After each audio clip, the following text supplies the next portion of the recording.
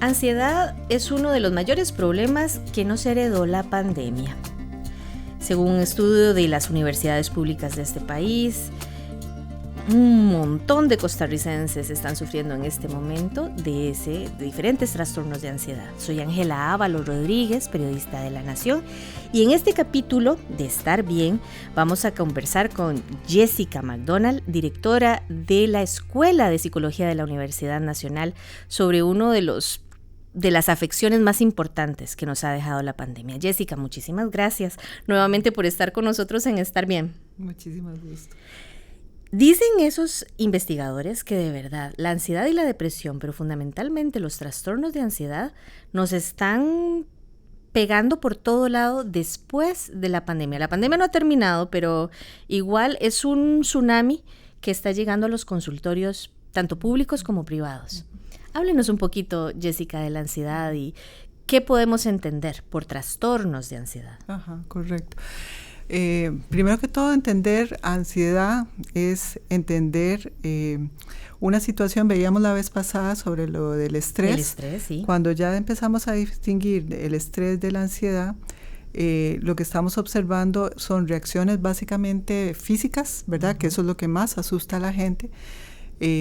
Básicamente se presentan con problemas cardíacos, digamos, que hay una sensación repentinas, un cambio de una sensación de dificultad de respirar, y especialmente cuando ya vamos hacia los ataques de pánico, ¿verdad? Donde hay una ansiedad extrema, donde hay dificultad de respiración, donde sentimos una presión en el pecho, incluso sensación de que me estoy muriendo, ¿verdad? La gente puede terminar en emergencias solicitando atención en emergencias por eso. Correcto. Y eso es interesante porque la ansiedad es de esas características que la gente asociaría justamente con un infarto, con cuestiones físicas, pero en realidad la ansiedad es como la alerta que nos señala algo está pasando a nivel psicológico o psíquico. Que igual que cuando sentimos dolor, de pronto sentimos algo nos pasa físicamente, en el caso de la ansiedad algo nos señala que hay ciertas situaciones que no soy muy consciente de qué me pasa, pero que está sucediendo algo a nivel psíquico. ¿Cómo es que evolucionamos de una situación, un ambiente de estrés, a un trastorno de ansiedad? Porque de repente la gente habla indistintamente de las dos cosas. Sí, hay que diferenciarlo. Ya cuando estamos hablando de ansiedad, es algo como si tuviéramos una gran alarma, qué sé yo, como si nos sonara una alarma de incendio y no sabemos dónde está el incendio. Eso es lo característico de la ansiedad. La dificultad de ubicar qué es lo que me está pasando, digamos, no se identifica tan fácilmente como el estrés, que yo estoy estresada de trabajar y todo eso. Lo que sucede con la ansiedad es más bien esta sensación muy diferente al miedo. Pues comparemos el miedo. El miedo, yo puedo tenerle miedo a un perro que me puede morder. Puedo identificar qué me produce miedo. La fuente. Exacto. En el caso de la ansiedad puede ser algo como muy vago porque es algo que se ha ido acumulando. Si pensamos en la reacción física, ya nos señala que ha habido algo que se asocia mucho a la tensión muscular. Entonces, ¿por qué tenemos dificultades respiratorias? Porque muscularmente estamos totalmente con una contractura, estamos totalmente, si hablábamos antes de estrés, esto ya es como un extremo donde hay casi que contracturas, y efectivamente musculares, que nos dificultan la respiración, que producen esta sensación de taquicardia. O sea, es como que las sensaciones ya tomaron nuestro cuerpo y ya sentimos que no somos nosotros, que a veces pasa en la ansiedad. Lo que sentimos es como que estamos reaccionando y no sabemos qué es. Entonces esto va incrementándose. Como no sé qué es, cada vez me pongo más ansioso y cada vez me pongo más ansioso y eso es un círculo vicioso. Y Jessica, eso sucede porque nos dejamos. De repente, muy bien, sí, sabía que estaba en un ambiente estresado, que esa persona era un toque tóxica para mí y seguí manteniendo esa relación, por mencionar un caso. Fui dejándome hasta que ya mi cuerpo empezó a gritar lo que mi boca calla. Es una buena metáfora, sí, es como un grito del cuerpo de algo que no estamos resolviendo. Es como si tuviéramos un problema sin resolver y a veces no sabemos qué es. Puede ser que nos fuimos acostumbrando, como incluso negando. Yo no tengo ningún problema, la negación, yo estoy bien. y esto me pasa, no sé ni por qué me pasa. Es lo primero que uno encuentra en las personas, no sabe por qué le pasa. Va directamente a un médico, el médico le puede dar medicación específica, pero en realidad, por más que eliminemos el síntoma era ese grito, pero además ese grito que nos decía hay que atender algo. Es como si estamos respondiendo, aquí hay una alarma y apagamos la alarma, pero ¿y el incendio? ¿A dónde estaba el incendio? Y lo que causó el incendio, porque ese es el punto, llegar a la causa, ser consciente de la causa, y eso cuesta tanto, Jessica. ¿Cómo podemos llegar a eso, a identificar la causa? Esa parte, digamos, es muy interesante porque mucha gente cuando llega a consulta no necesariamente lo sabe. Y uno empieza como a reconstruir, a ir hacia atrás, porque generalmente detrás de una ansiedad hay una historia. Digamos, no es que de pronto me asaltaron en la esquina y yo estoy angustiada. En realidad ahí lo que estoy es supremamente estresada. Eso que llamamos angustia, eso lo podemos resolver hablándolo, tratándolo y viendo y trabajando qué es lo que pasa. Puede haber un evento que te produce una ansiedad muy grande. Un desencadenante ahí. Exacto, un desencadenante más ubicado, donde yo puedo ubicarlo. Pero la ansiedad más compleja, especialmente los ataques de pánico, eso cuesta un poco rastrear qué es lo que está pasando. Puede ser son emociones atrapadas que requieren de alguna manera encontrar su origen. Y Jessica, ustedes han notado en la consulta, usted como psicoanalista también, que la pandemia se convirtió en el detonante, porque, a ver, esto de la salud mental no es que apareció con la pandemia. Ya venían muchas cosas por ahí, y la pandemia lo que hizo fue, yo también agradezco eso a la pandemia, mostrarlas, visibilizarlas, porque estaban muy calladitas. De alguna manera eso es algo positivo también. Yo creo que es de los resultados que nos puede Pero sí es un detonante, ¿verdad? Ha detonado Correcto. muchas cosas. Correcto, porque si, digamos, ¿qué es lo que hizo la pandemia con nosotros? De alguna manera nos encerró, nos enfrentó también a una situación límite para muchas personas y también para encontrarnos sin nuestras redes de apoyo, que de alguna manera amortiguan un poco estas sensaciones. Y desde la clínica lo que uno va encontrando indudablemente es como que afloran lo que decís, algo que antes estaba como negado, algo que se mezcla con esta sensación de hacia dónde vamos, de incertidumbre, de sensaciones límite, porque en realidad la pandemia para muchas personas fue perder contacto con los seres queridos, tener temor, especialmente si teníamos un pariente internado, si iba a sobrevivir o no, pérdidas. La muerte. Exacto. Fue un cóctel de emociones que nos ha dejado la pandemia, que de alguna manera nos deja esas huellas, como la ansiedad. Y creo que en este momento, desempleo, por Dios, yo en Costa Rica nunca había visto el nivel de pobreza que ahora uno ve en las calles. O sea, el mundo se nos transformó.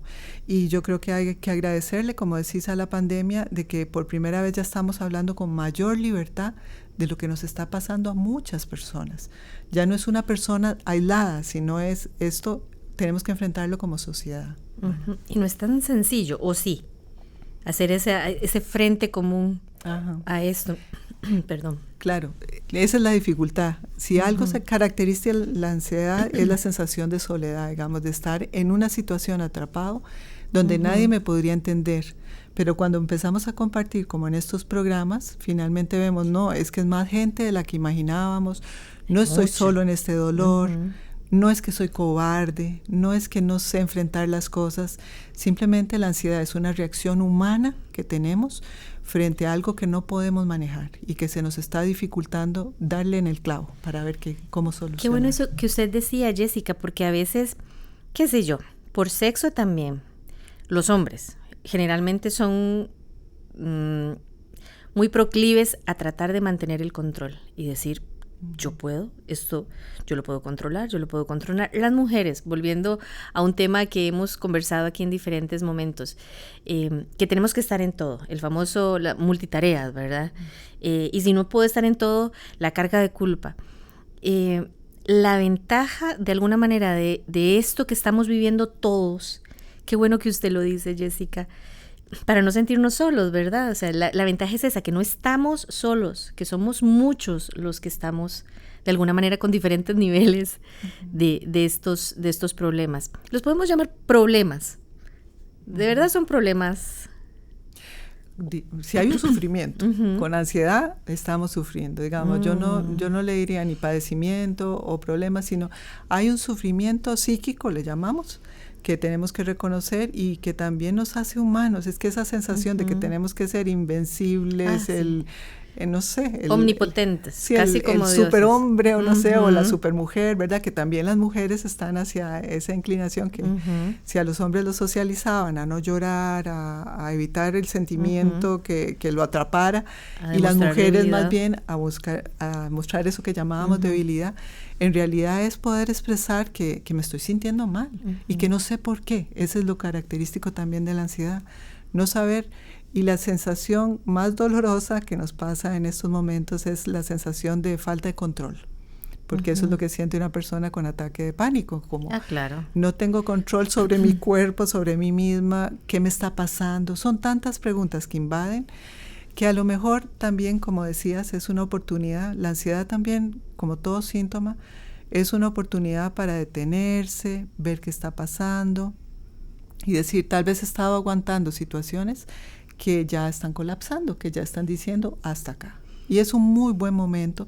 Toda crisis en realidad es una oportunidad. Exacto.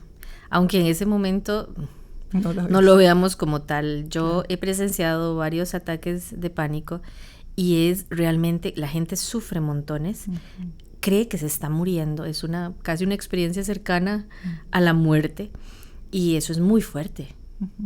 Entonces, hay muchas personas que en este momento están viviendo situaciones así con su familia, en su trabajo, con sus amigos. Y hay que, de alguna manera, Jessica, pues, aunque eso no es un espacio terapéutico, pero sí darles la información para que puedan identificar e ir saliendo de esto. Se puede. Claro, es correcto. Si pensamos que mucho de nuestra reacción física tiene que ver con contractura, ¿por qué contraemos los músculos? Porque queremos controlar. Y a veces no podemos controlar. Si nos controlamos demasiado, más bien la cuestión explota porque requerimos como más relajación. Por eso, uno de los elementos más importantes cuando hay ansiedad es poder aceptar. Aceptar que no puedo con todo, que no tengo que controlarlo todo, que hay situaciones que a lo mejor no estoy manejando. Es como un momento de reconocimiento de esa fragilidad que no hemos querido reconocer, pero que nuestro cuerpo nos está colocando y nos está mostrando nuestra fragilidad. Entonces es una oportunidad para mirarse en un espejo y decir, ok, ¿qué es lo que me está debilitando? ¿Con qué me estoy sintiendo tan mal? ¿Qué es lo que he estado aguantando aquí, como aguantando y ya no se puede aguantar más? Y eso más. Lo puedo hacer solo, esa conversación interna la puede hacer Ángela con Ángela, o requiere de algún tipo de ayuda, de guía, pero eso no es tan sencillo. Sí, es correcto, es correcto. Ya cuando estamos con una situación de ansiedad extrema, ataques de pánico, no es como para solamente aprender a respirar, es lo único que podemos hacer en ese momento para poder salir de él. Entonces, en la medida que nos vamos acercando a problemas más graves, por supuesto que requerimos ayuda. Incluso si no fueran tan graves, la posibilidad de buscar ayuda siempre es una oportunidad de que una persona nos escuche y nosotros nos podamos escuchar también. Ir entendiendo con el otro, alguien que no te juzga. Por eso es muy importante que sea una persona profesional. Generalmente las amistades, los familiares, lo que tratan es de que a la persona le desaparezca, como ya tranquila, relájese. Exacto. Esa es una frase que no recomiendan mucho. Claro, porque la otra persona no se siente escuchada o disminuida, como que lo que me está pasando me lo estoy inventando o estoy manipulando. Esa es la dificultad que tienen este tipo de situaciones. Por eso la tendencia más bien a replegarse, a no hablar de esto, y la cosa va creciendo. Entonces, salir del aislamiento, encontrar la posibilidad de hablar con alguien que pueda y sepa cómo escuchar estos problemas, indudablemente es una muy buena opción. Es esa visión de túnel en la que a veces nos encontramos, ¿verdad? Qué difícil es a veces ampliarla.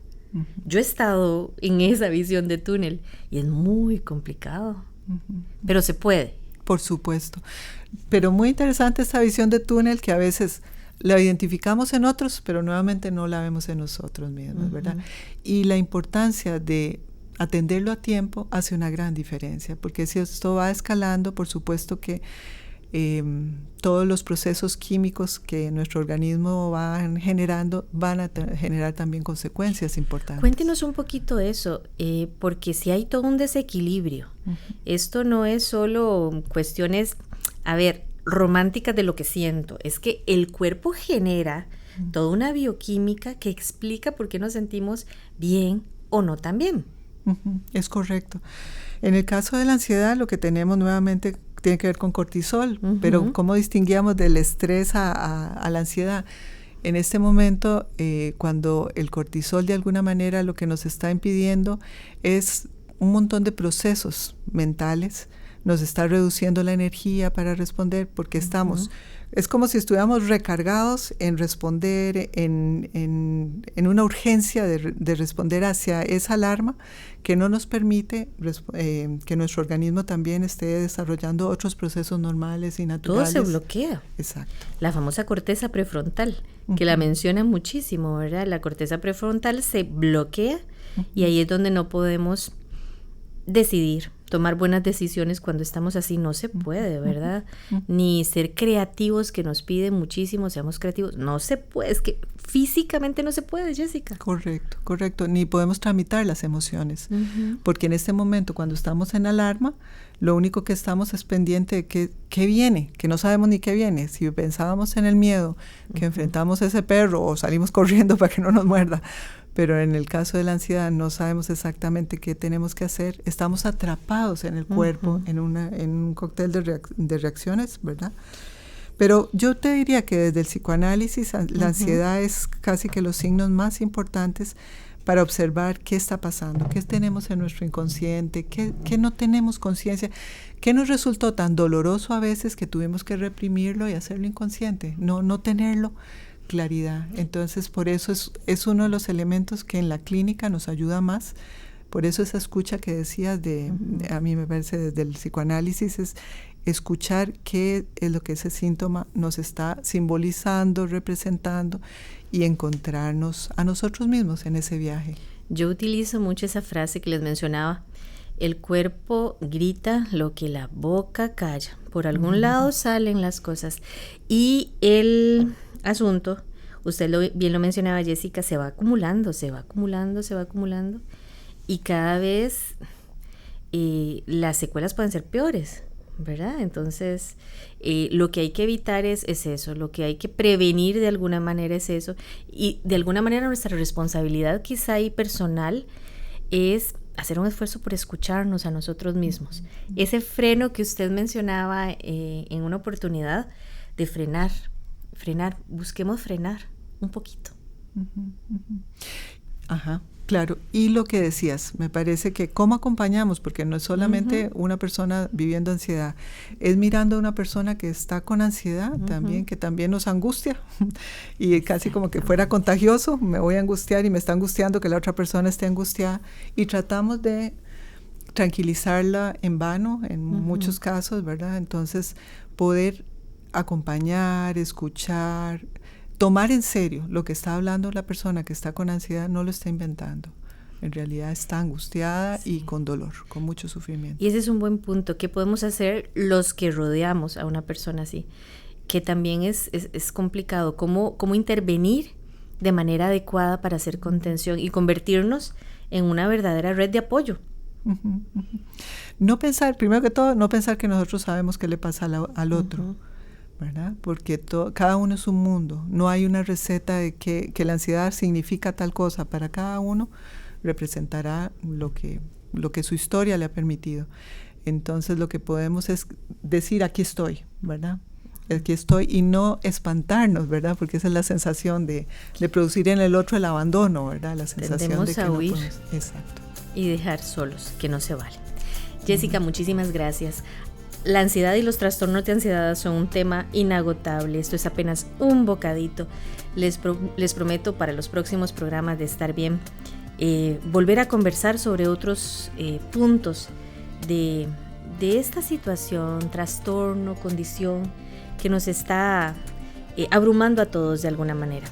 Soy Ángela Ábalos Rodríguez, periodista de La Nación. Los invito a continuar con nosotros en los próximos espacios de Estar Bien.